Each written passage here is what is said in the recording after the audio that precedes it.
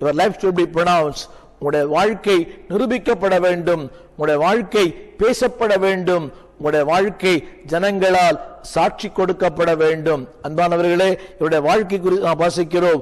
உங்கள் விசுவாசத்தை நான் கேள்விப்பட்டேன். இதற்கு நான் கொடுக்கிற தலைப்பு என்னவென்றால், இந்த குடும்பம் அன்பு கூறும் குடும்பம். இரண்டாவது 7ஆம் வசனத்தில் சொல்லப்பட்டிருக்கிறது.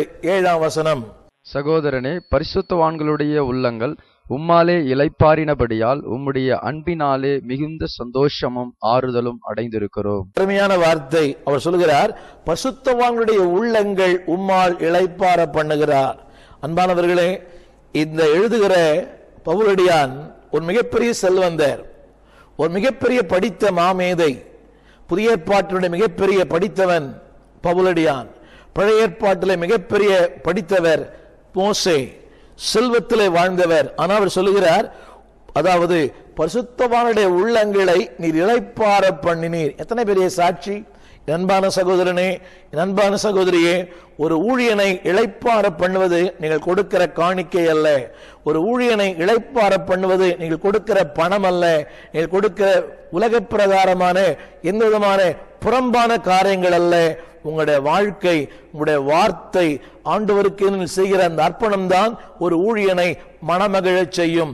இதே பவுலடியான் சொல்லுகிறார் 1 தெசலோனியர் 2ஆம் அதிகாரத்திலே, நீங்கள் அல்லவா எங்களுக்கு மகிழ்ச்சியும் கிரீடமா இருக்கிறீர்கள். இன்றைக்கு கிரீடமா இருக்க வேண்டிய அநேகர் ஊழியர்களுக்கு எலும்புருக்கியா இருக்கிறார்கள்.